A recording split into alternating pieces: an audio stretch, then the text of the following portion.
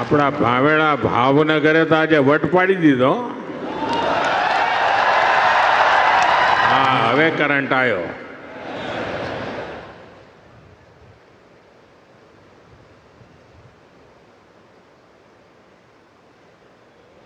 અહીંયા હું જોઉં છું કે પેન્ડોલની બહાર માનવ સમુદ્ર દેખાય છે બધો. इतनी बड़ी संख्या में आप सब आशीर्वाद देने आए, मैं आपका बहुत बहुत आभारी हूं. साथियों, ये कार्यक्रम तो भावनगर में हो रहा है, लेकिन ये कार्यक्रम पूरे हिंदुस्तान का है. आज भावनगर निमित्त है और पूरे भारत में समुद्र से समृद्धि की ओर जाने की हमारी दिशा क्या है,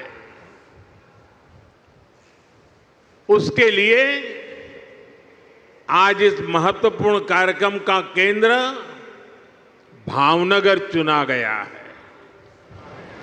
गुजरात के लोगों को, भावनगर के लोगों को बहुत बहुत बधाई. साथियों, अभी 17 सितंबर को आप सबने अपने नरेंद्र भाई को जो शुभकामनाएं भेजी हैं, देश और दुनिया से जो शुभकामनाएं मुझे मिली हैं, व्यक्तिगत तौर पर सबका धन्यवाद करना संभव नहीं है, लेकिन भारत के कोने कोने से और विश्व भर से ये जो प्यार मिला है, ये जो आशीर्वाद मिले हैं, ये मेरी बहुत बड़ी संपत्ति है, ये मेरी बहुत बड़ी ताकत है. और इसलिए सार्वजनिक रूप से मैं आज देश और दुनिया के सभी महानुभावों का हृदय से आभार व्यक्त करता हूं.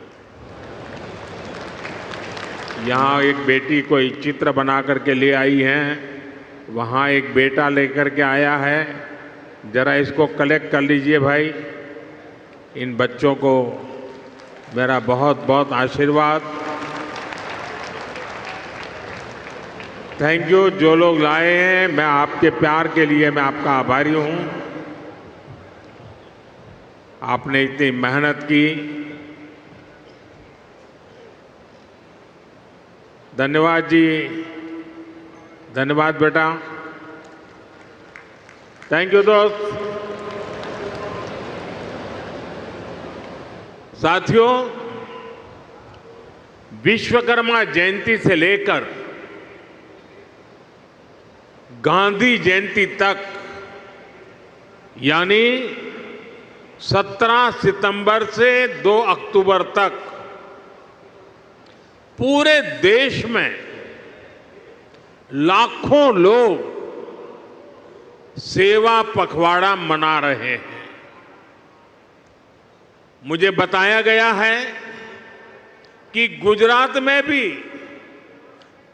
अभी तो 15 दिन का सेवा पखवाड़ा है, लेकिन पिछले 2-3 दिनों में सेवा पखवाड़े के दौरान बहुत से कार्य हुए. सैकड़ों जगह पर ब्लड डोनेशन कैंप लगे और इनमें 1 लाख लोग अब तक ब्लड डोनेट कर चुके हैं. ये सिर्फ मुझे जो गुजरात की जानकारी मिली वो बता रहा हूं मैं. अनेक शहरों में सफाई अभियान चलाए गए. लाखों लोग इन सफाई अभियानों में भी साथ आए. राज्य में 30,000 से ज्यादा जगहों पर, यह आंकड़ा बहुत बड़ा है, हेल्थ कैंप लगाए हैं, जहां लोगों को जांच और उपचार की मदद की जा रही है। खास करके महिलाओं के स्वास्थ्य को केंद्र में रखा गया है। देश भर में सेवा कार्यों से जुड़े हर किसी का मैं अभिनंदन करता हूं, उनका आभार व्यक्त करता हूं। साथियों, आज इस आयोजन में मैं सबसे पहले कृष्ण कुमार सिंह जी का पुण्य स्मरण करता हूं। सरदार साहब के मिशन से जुड़ते हुए उन्होंने भारत की एकता के लिए बहुत बड़ा योगदान दिया।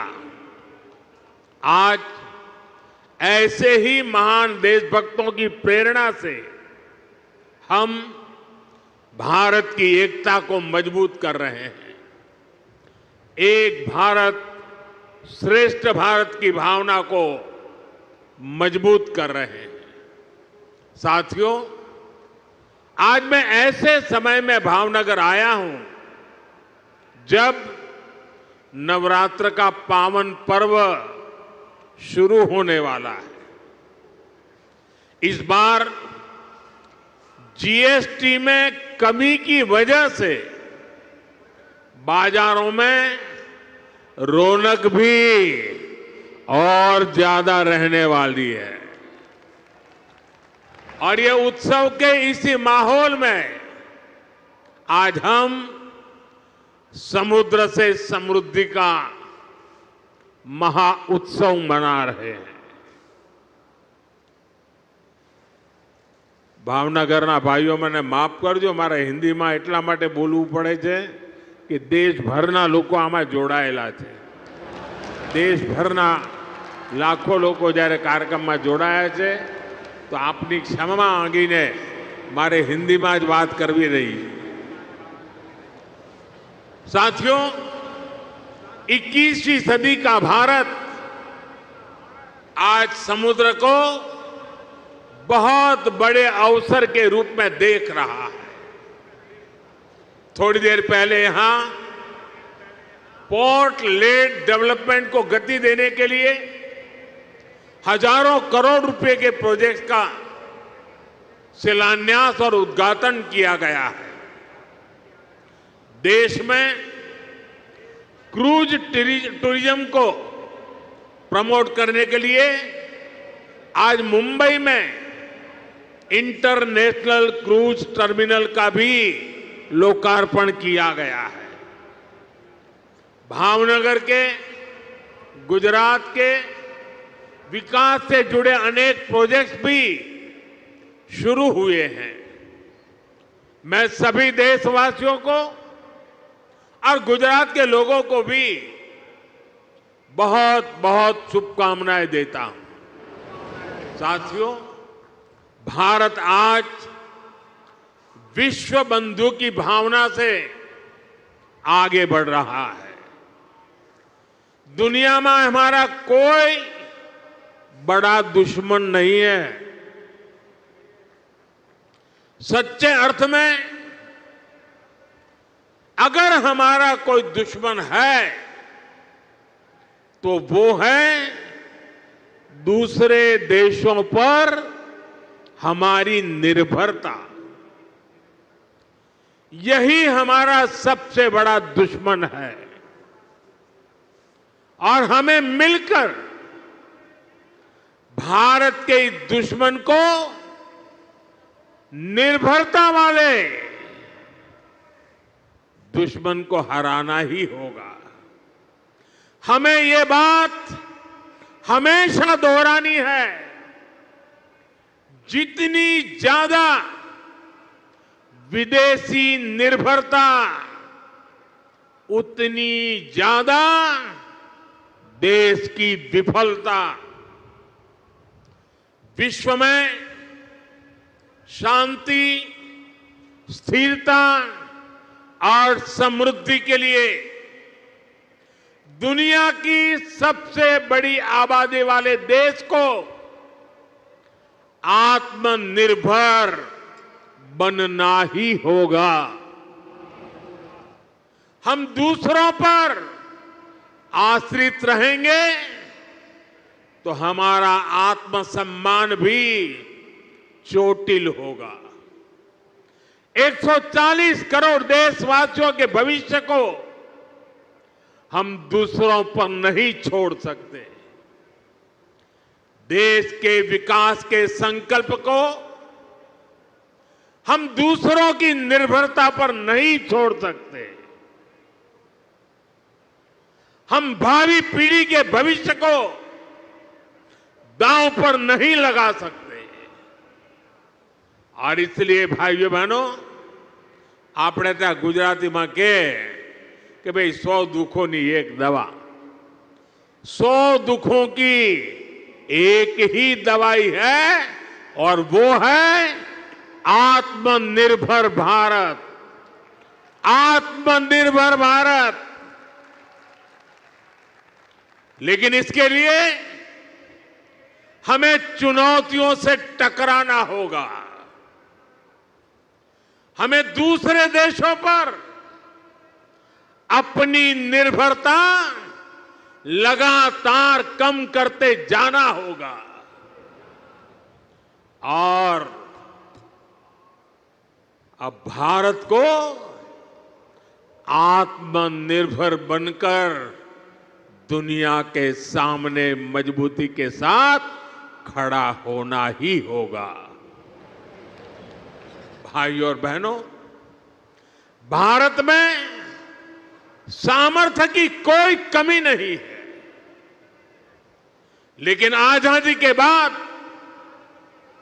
कांग्रेस ने भारत के हर सामर्थ्य को नजरअंदाज किया। इसलिए आजादी के 6-7 दशकों बाद भी भारत वो सफलता हासिल नहीं कर पाया जिसके हम हकदार थे। इसके 2 बड़े कारण रहे। लंबे समय तक कांग्रेस सरकार ने देश को लाइसेंस कोटा राज में उलझाए रखा, दुनिया के बाजार से अलग थलग रखा और फिर जब ग्लोबलाइजेशन का दौर आया तो सिर्फ इंपोर्ट का ही रास्ता पकड़ लिया गया और उसमें भी हजारों लाखों करोड़ों के घोटाले कर दिए गए। कांग्रेस सरकारों की नीतियों ने देश के नौजवानों का बहुत नुकसान किया। इन नीतियों ने भारत की असली ताकत को सामने आने से रोक दिया। साथियों, देश का कितना नुकसान हुआ है इसका एक बहुत बड़ा उदाहरण हमारा शिपिंग सेक्टर है। आप भी जानते हैं कि भारत सदियों से दुनिया की एक बड़ी समुद्री ताकत था।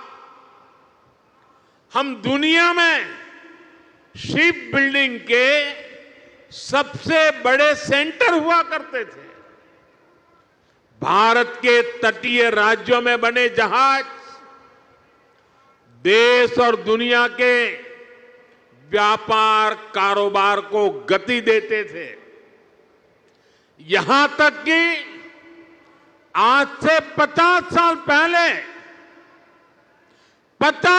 पहले तक भी हम भारत में बने जहाजों का उपयोग करते थे। उस दौर में भारत का 40% से अधिक इंपोर्ट एक्सपोर्ट देश में ही बने जहाजों से होता था।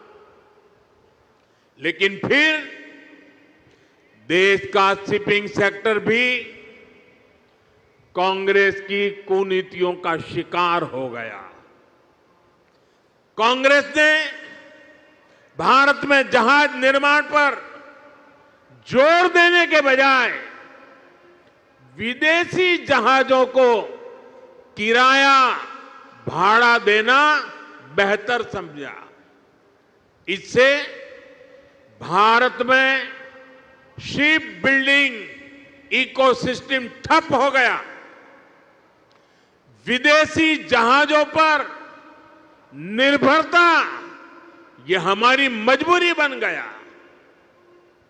परिणाम यह हुआ कि 50 साल पहले जहां 40% व्यापार भारतीय जहाजों पर होता था, वो हिस्सा घटकर सिर्फ 5% रह गया। यानी अपने 95% ट्रेड के लिए हम विदेशी जहाजों पर निर्भर हो गए। विदेशी जहाजों पर इस निर्भरता का हमें बहुत बड़ा नुकसान उठाना पड़ा। साथियों, में आज देश के सामने कुछ आंकड़े आप सबके सामने रखना चाहता हूं। देशवासी ये जानकर हैरान रह जाएंगे कि आज भारत हर साल करीब $75 बिलियन यानी लगभग 6 लाख करोड़ रुपए 6 लाख करोड़ रुपए विदेशी शिपिंग कंपनियों को शिपिंग सर्विसेज के लिए देता है, किराया देता है। ये आज भारत का जितना डिफेंस बजट है, करीब करीब उतना पैसा किराए में दिया जा रहा है। आप कल्पना कीजिए, 7 दशकों में कितना पैसा हमने सिर्फ भाड़े के रूप में दूसरे देशों को दिया है। हमारे पैसों से विदेशों में लाखों नौकरियां बनी हैं। सोचिए, इतने सारे पैसे का अगर एक छोटा सा हिस्सा भी अगर पहले की सरकारें अपनी शिपिंग इंडस्ट्री पर लगाती, तो आज दुनिया हमारे जहाज इस्तेमाल कर रही होती, हमें लाखों करोड़ रुपए शिपिंग सर्विसेज के रूप में मिल रहे होते और हमारे बच जाते वो तो अलग।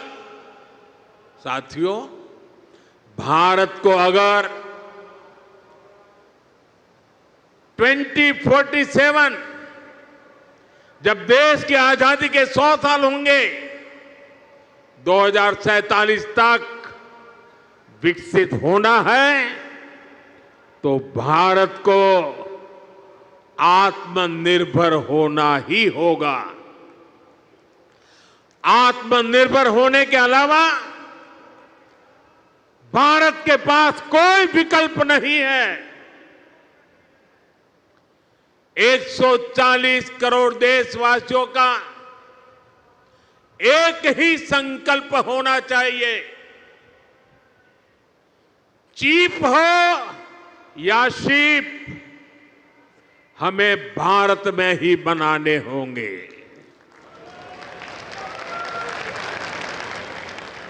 इसी सोच के साथ आज भारत का मैरीटाइम सेक्टर भी नेक्स्ट जनरेशन रिफॉर्म्स करने जा रहा है।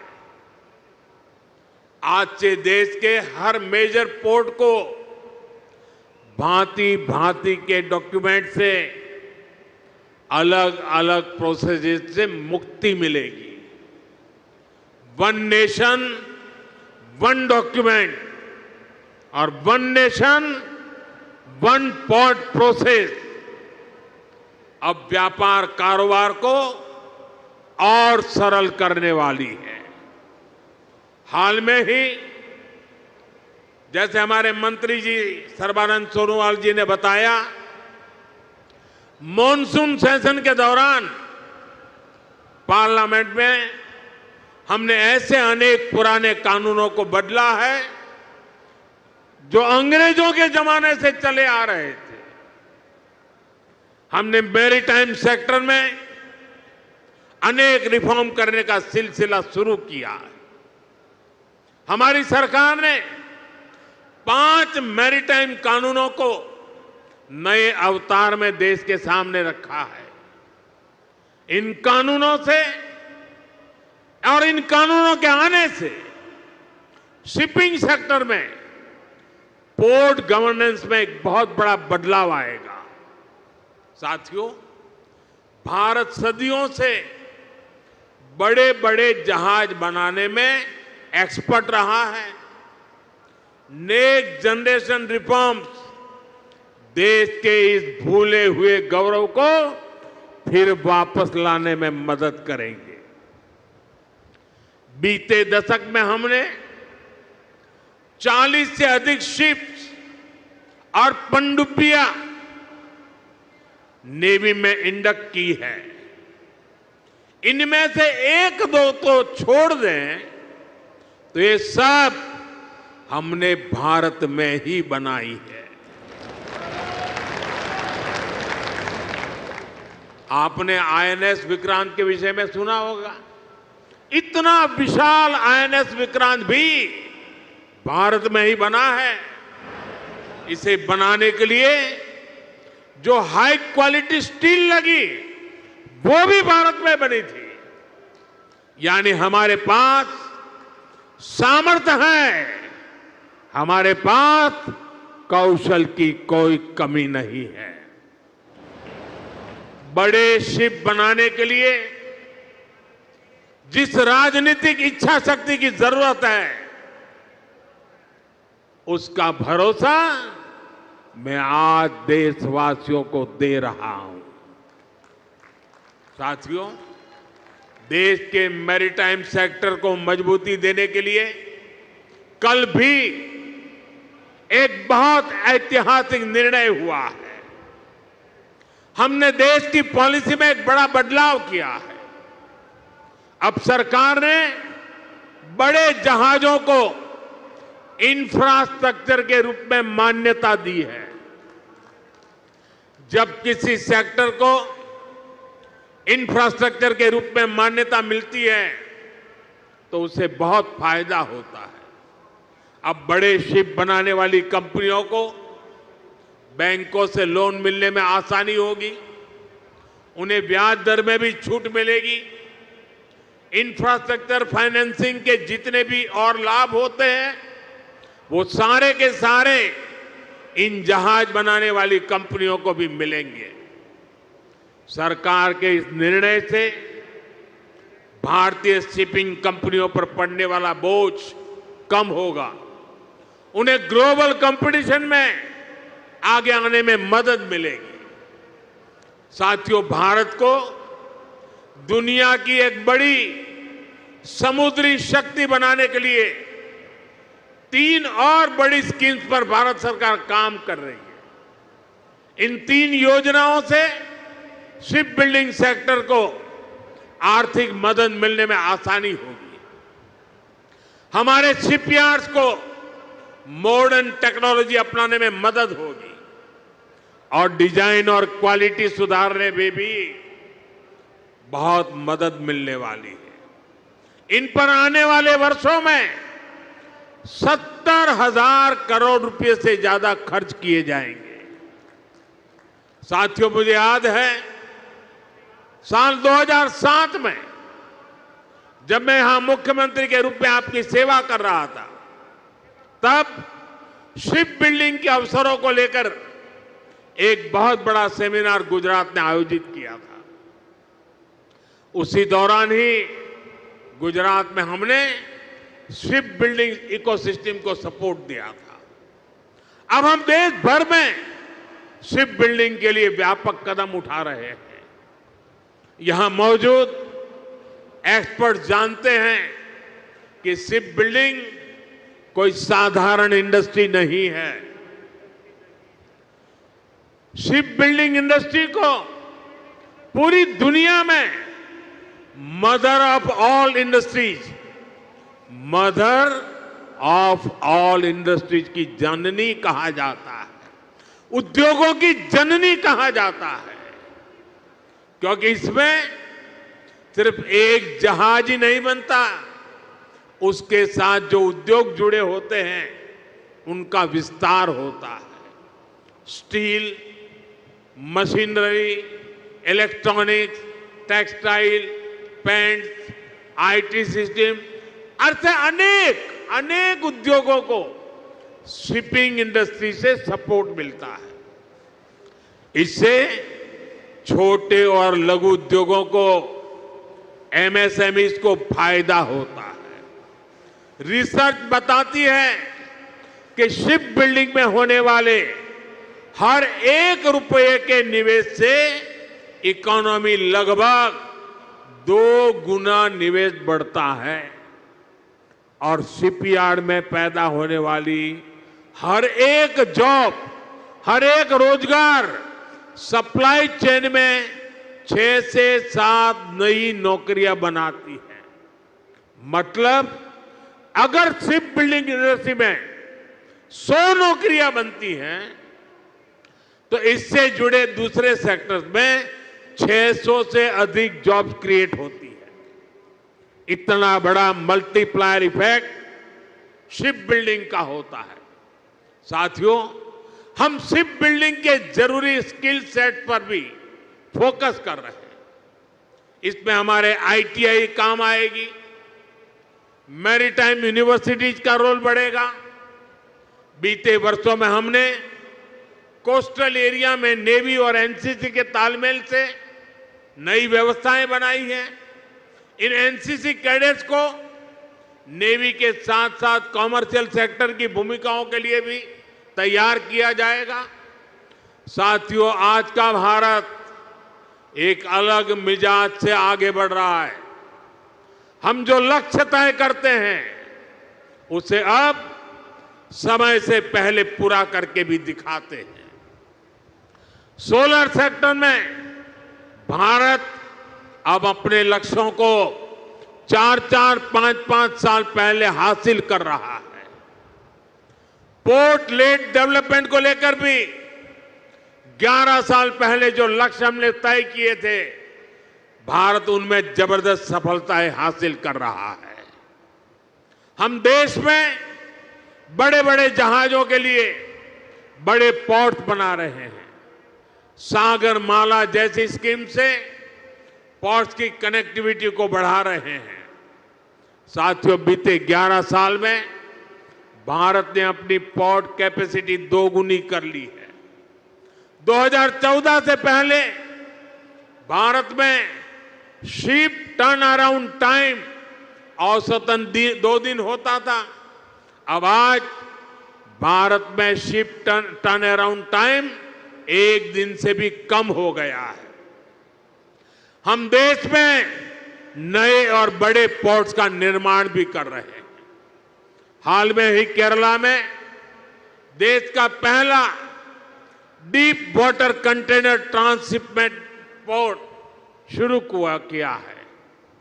75,000 करोड़ से ज्यादा की लागत से महाराष्ट्र में वाढवण पोर्ट बन रहा है। ये दुनिया के टॉप 10 पोर्ट्स में से एक होगा। साथियों, आज समुद्री रास्ते से होने वाले ट्रेड में भारत का हिस्सा सिर्फ 10% है। हमें इसे और बढ़ाना है।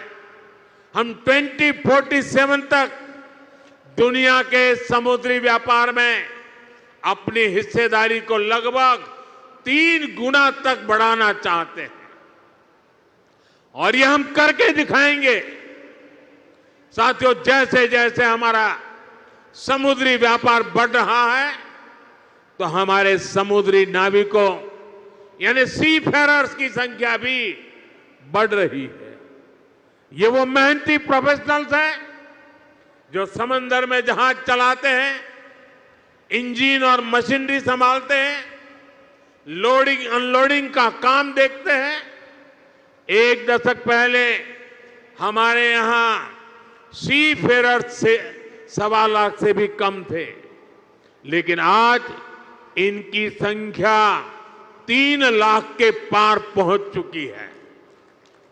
आज भारत दुनिया के टॉप 3 देशों में आ गया है जो सबसे ज्यादा सी फेरर दुनिया को उपलब्ध कराता है और इससे भारत के नौजवानों को रोजगार के अवसर बढ़ते हैं। यानी भारत की बढ़ती शिप इंडस्ट्री दुनिया की ताकत भी बढ़ा रही है। साथियों, भारत की एक समृद्ध समुद्री विरासत है। हमारे मछुआरे, हमारे प्राचीन पोर्ट सिटी इस धरोहर के प्रतीक है। हमारा ये भावनगर, ये सौराष्ट्र इसका एक बहुत बड़ा उदाहरण है। इस विरासत को हमें भविष्य की पीढ़ी तक पहुंचाना है, दुनिया को हमारा सामर्थ्य दिखाना है और इसलिए लोथल में हम एक शानदार मैरीटाइम म्यूजियम बना रहे हैं और ये भी दुनिया का सबसे बड़ा मैरीटाइम म्यूजियम बनेगा। स्टैच्यू ऑफ यूनिटी की तरह भी ये भारत की नई पहचान बनेगा।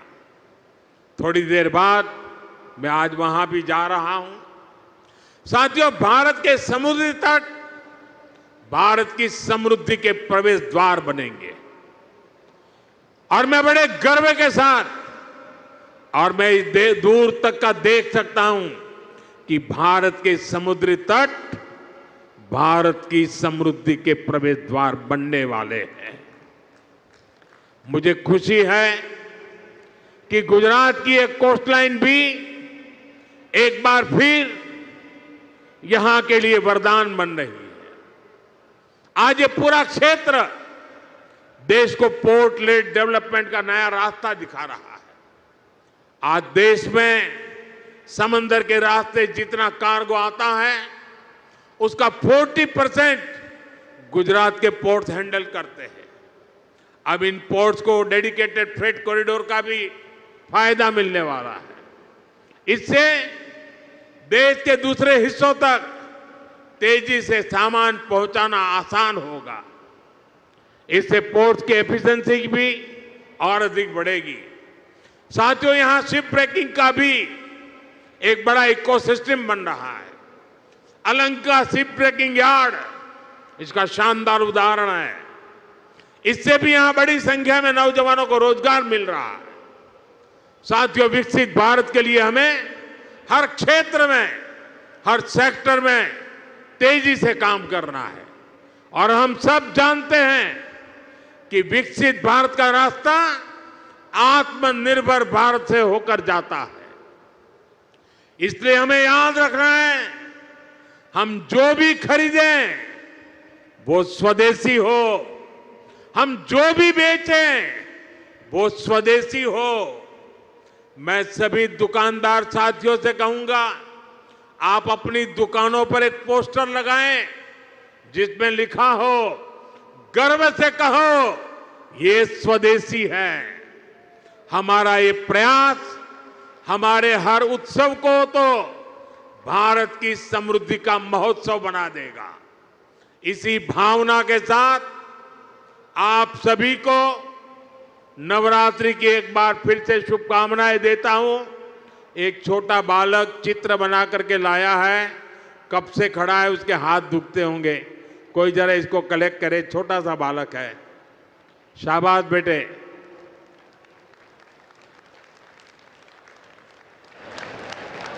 चलो बेटा, तुम्हारा चित्र मिल गया, रोने की जरूरत नहीं बेटा। मिल गया चित्र तुम्हारा मिल गया। अगर तुम्हारा एड्रेस उसमें लिखा होगा तो मैं तुझे जरूर चिट्ठी लिखूंगा।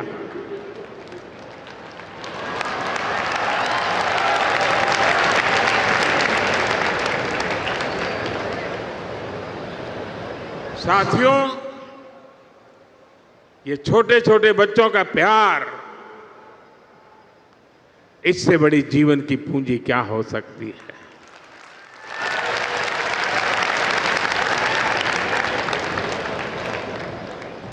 मैं फिर एक बार आज जो भव्य स्वागत सत्कार सम्मान किया, इसके लिए मैं आपका आभार मानता हूं।